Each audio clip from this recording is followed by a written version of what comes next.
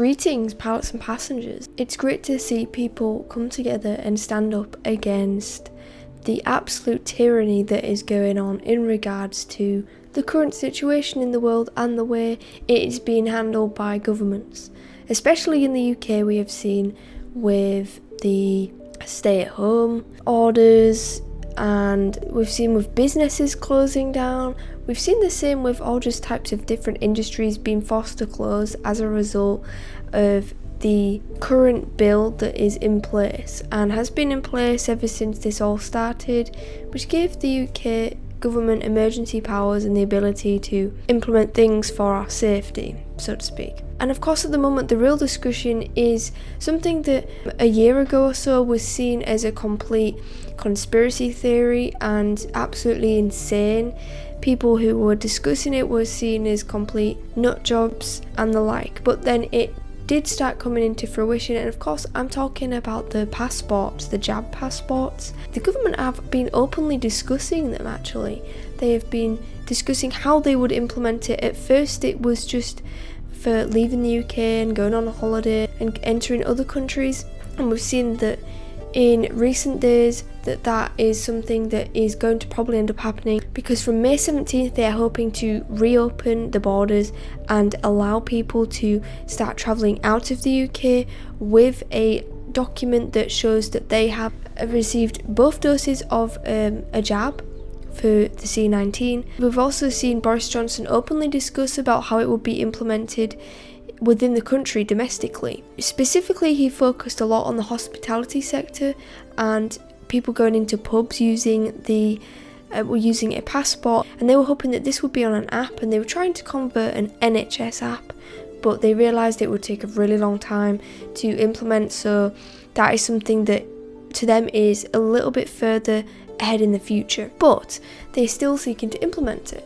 I know that they're focusing on larger scale events as a way to implement the passport, so this would be for going into nightclubs, entering stadiums, theatres, that sort of thing. That is where passport will eventually be needed, and that is something that the government are actively pursuing right now. However, of course, there are many people who do not like the sound of this, and believe me, I'm one of those people, and there are many thousands of people, I would say millions, that completely disagree with this barbaric and tyrannical proposal that people would have to prove that they have had a jab to actually go anywhere. And of course there are those who don't want to get the jab, and for medical reasons there are many people who won't be able to get it.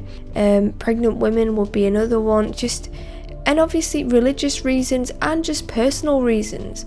And choice is something that is very important, and with passports being put in place, people would lose that freedom of choice, which is very dangerous indeed. However, we've seen at the weekend that there are thousands and thousands of people who do not want this to be implemented and will speak loudly about it.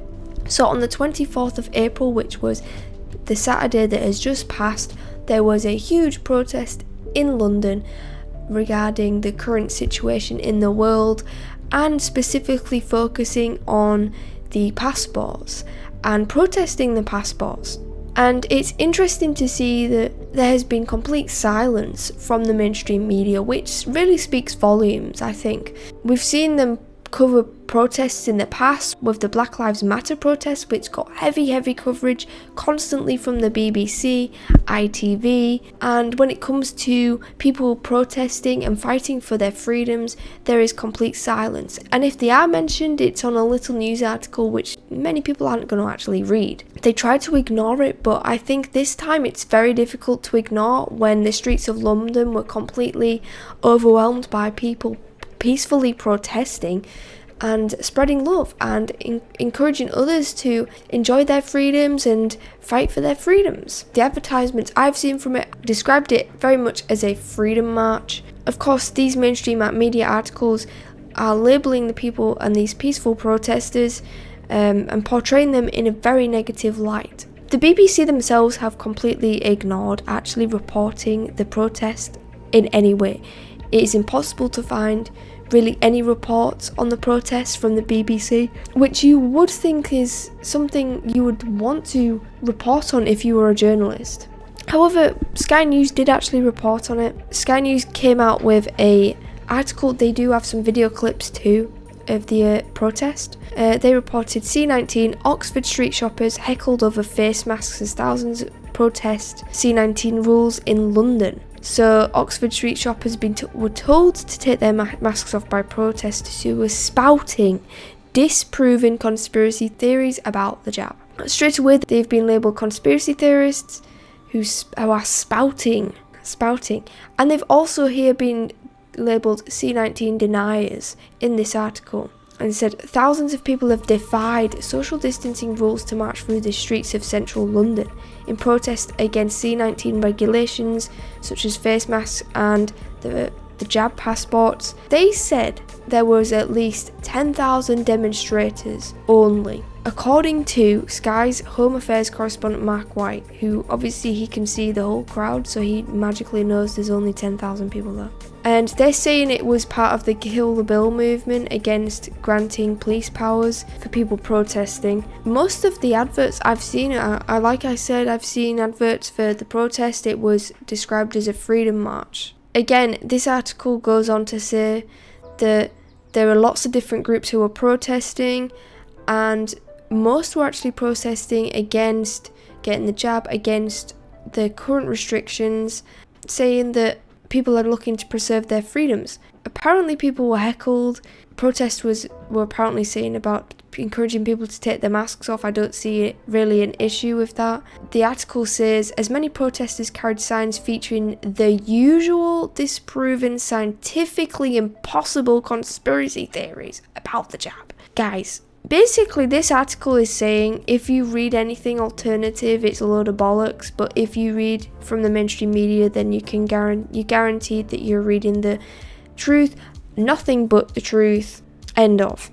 Apparently 8 police officers were injured who were after trying to disperse crowds. It's when people are injured, obviously that is not good at all. Protests should be peaceful, remain peaceful, but of course the mainstream media have latched completely onto the instances of people getting injured and saying therefore it was a very violent protest. We see this time and time again. The Met did release a letter basically saying don't go to any large gatherings because we're in the midst of a current pandemic, and also you're going to be committing a criminal offence, so don't bother doing it. Because you're not going to be able to stop, as they say, only 10,000 people. Again, we've seen the same from ITV News, who did indeed cover this. They again posted about people were injured because there was apparently a police officer with a cut to her head, and that loads of people were arrested. John Apter, some chairman for the Police Federation of England and Wales, basically tweeted saying these officers are doing their job. To be targeted in the way they are says a lot about the society we become, and he's basically saying that these protesters were complete scum. They were essentially just, again, portraying these protesters who were largely peaceful in a very negative light. People who were protesting the current restrictions, and it was described as only a few thousand people there, and there wasn't many people there whatsoever. However, many reports of people who were there and people who actually had flown drones, helicopters, the likes, over the top had said there was actually more than that. So an article from the Daily Expose actually says that there was a lot more people there than people actually realise. It is being described as possibly the largest protest the UK has ever seen, believed to be potentially millions of people there. And it was people who have never protested before were there, marching for their freedoms, because they can see through the lies. And honestly, it was also people who have just had enough. You don't have to believe everything that these truthers say, but there are people who realise that what is occurring is wrong and are protesting. There was a tweet from Mariana Spring, who is a reporter for the BBC, who's described herself as a winning specialist reporter covering disinformation for BBC. Of course, disinformation, she's a fact checker or whatever. She said there's only a few thousand anti-lockdown protesters, and it was people filled with fringe beliefs who believed online conspiracies. Mike Wendling, again, who is also for an editor of the BBC News team who was investigating disinformation, said that there was only 5,000 to 10,000 people there, and he said those attending were not very mainstream normal people. They were weirdos basically, and again saying there was hardly anyone there at all. But it's believed there was at least 700,000 to 1 million people there. Of course that's not going to get reported, and if they were to report that there was 700,000 plus, potentially up to 1 million people protesting, it's not going to look very good, is it? If all these people are protesting for their freedoms and are seeing through the complete lies and the joke that is the NHS and the joke that is the current restrictions that are being rolled out, I think it wouldn't look too good if you were reporting that potentially up to 1 million people are out on the streets sharing what they think and speaking out very loudly, encouraging others to peacefully protest too. It would not look very good, would it? This is just the start of what is to come, and I think it speaks volumes that actually this protest appears to have actually made a difference, as Boris Johnson has even come out and said he has shelved the plans regarding passports needed for the reopening of the hospitality industry. And this comes just after the actual protest itself, which is interesting timing from Boris Johnson. It appears as though the pressure from the public is overwhelming and is actually making a difference, which is wonderful to see as always. It's just the start, because millions of people around the world, even people who don't want to protest, people who are not comfortable protesting but do actually speak up and do have opinions on what is going on, are starting to really stand up for themselves. There are more people who would be classed as dissenters or conspiracy theorists or nut jobs, tin-foil hat wearing weirdos about than you and I realise. I think the wonderful thing is seeing so many people come together to shout out, to speak against the status quo, to speak against the state and what is happening to the country, which honestly is disheartening to see that this country has become what it is today. It is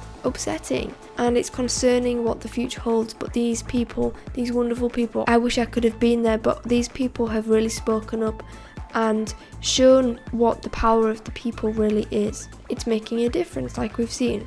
I think the important thing to remember is if you get told that you're a conspiracy theorist, it means nowadays I would take that as a compliment. I really would take that as a compliment, because look, if you follow everything the mainstream media tells you and you are complimented on the fact that you are well informed just because you watch the mainstream media, you listen to the radio and you read newspapers, I think that speaks a lot really, because why would you want to follow the crowd? Why would you want to just listen to these authority figures, these celebrities, these news reporters who have been very much idolised and trusted with the truth? The same mainstream media outlets that are essentially told what to report by the government, they're told how to report on it, editors tell them. The BBC, the same institution that hid a paedophile and protected a paedophile for years and allowed him to get away with it. So why would you want to support and believe everything that they say?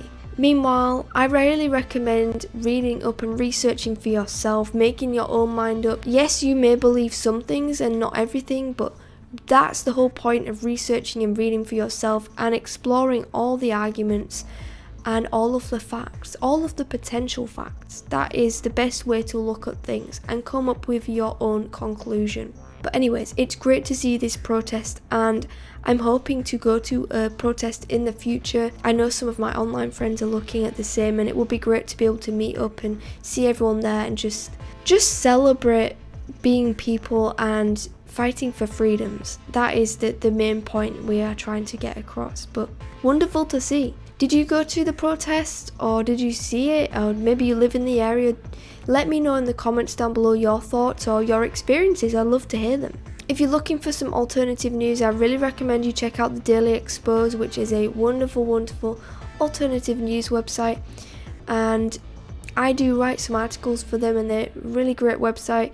They're all a friendly bunch of people, and the information they're sharing is top notch and is sharing the truth, and they're doing a great job at it. So please do check out the Daily Expose and support them. Like I said, if you'd like to support the channel, please do subscribe to Dare to Fly Today and get ready to take flight.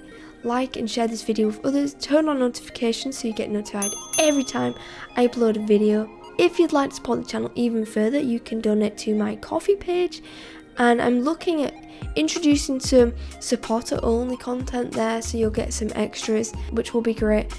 You can also donate to my PayPal, and actually now I do actually accept Bitcoin, so you can donate to support the channel in Bitcoin, and I'll leave all the information down below in the description box. Hope you all have a wonderful, blessed day, guys. Love you all very much. Stay true, stay awake, and stay blessed, and as always, fly high and fear less.